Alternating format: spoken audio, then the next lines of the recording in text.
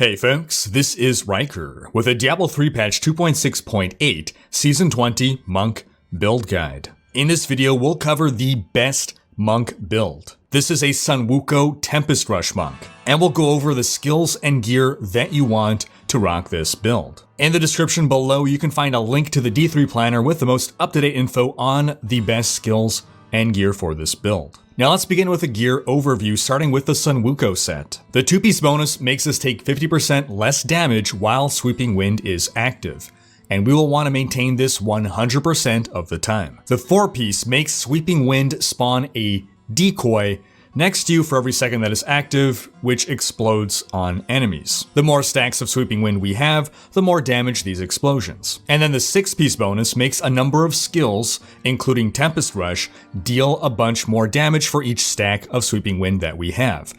In this build, we'll be focusing on Tempest Rush. Now we have a number of supporting items that are going to help us out here, starting with Vengeful Wind.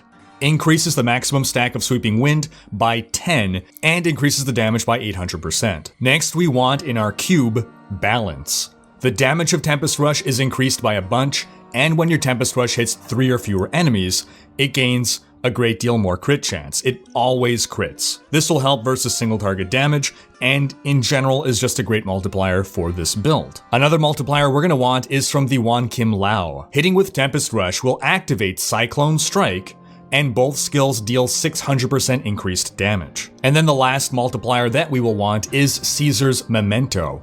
Enemies take 800% increased damage from your Tempest Rush for 5 seconds after you hit them with a blind, freeze, or stun. A huge multiplier, and we're going to want to make sure we're benefiting from this for maximum damage. Now outside of that, we're going to want a Mantle of Channeling.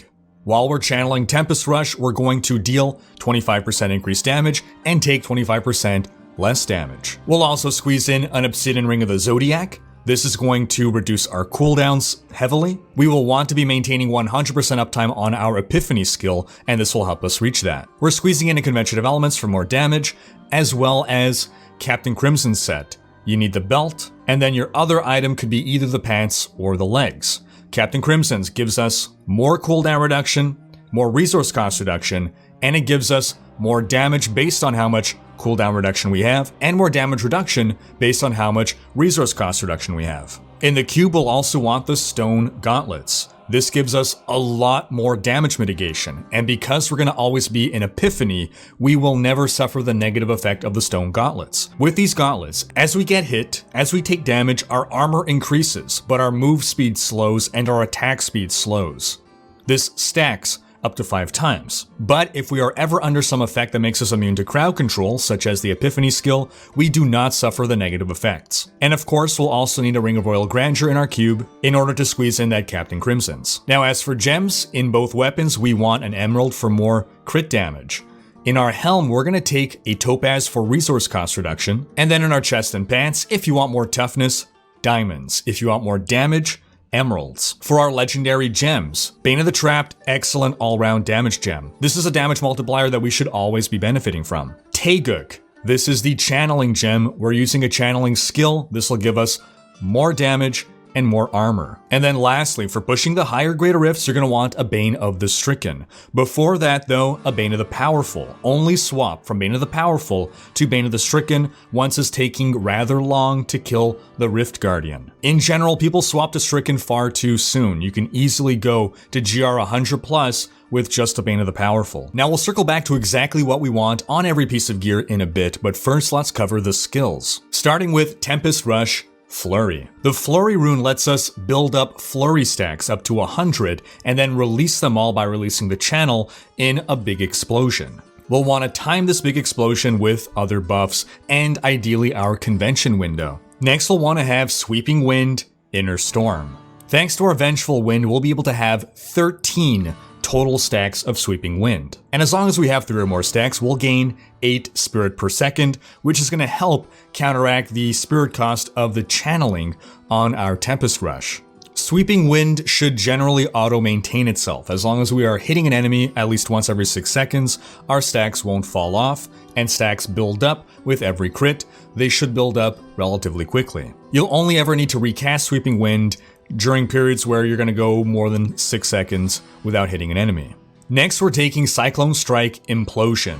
Now, our Wan Kim Lao weapon is going to automatically be triggering the Cyclone Strike. We are not going to be manually casting this. But because we're choosing a rune, that rune will apply to our passive casts of Cyclone Strike.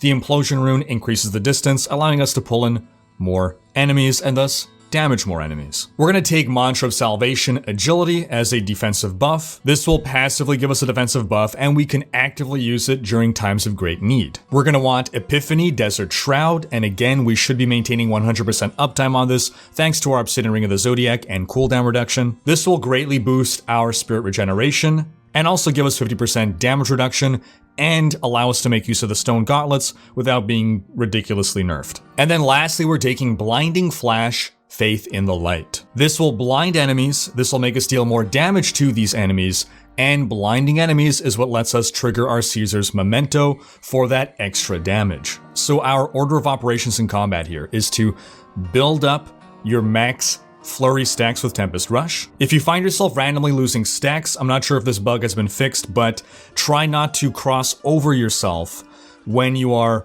Tempest Rushing around. Go in a gentle arc as opposed to going directly back on your path. That should help not lose stacks if you're facing that problem. Once you're entering your cold rotation, pop Blinding Flash and release the flurry. For our passives, we're going to take Beacon of Etar for more cooldown reduction. We're going to take Harmony for more toughness. We're going to take Relentless Assault to deal 20% more damage to enemies that are blind, frozen, or stunned. Again, pairing well with that Caesar's Memento. And we're going to take Seize the Initiative in order to squeeze out more damage. That said, if there's one passive that you want to swap out in order to have the free life passive, near-death experience, I would go with this, because to really benefit from this as often as possible requires a little bit of skill in being able to maintain this buff. Now let's go over exactly what we want on every piece of gear. To start with, we'll say that anywhere that you can squeeze in a secondary resistance is going to help you. This is due to our Harmony passive in addition to just having more resist. Now on our shoulders, we're going to want area damage, cooldown, resource cost reduction. Then if you want to go super aggressive, dexterity, otherwise you could go with vitality for more toughness. For your helm, dex, crit chance, Tempest Rush damage. For your amulet, cold damage, crit chance, crit damage. Your gloves, crit chance, crit damage, cooldown, and area damage. Your chest, dex, vitality, and then your choice of another defensive stat. It could be reduces damage from elites. For your bracers, cold damage, dex, vitality, crit chance. Your belt, dex, vitality, all resist, life percent. Your pants, dex, vitality. You can go with either armor or life per second. Again, because we're getting a secondary resist, we're not going to have all resist here as a primary.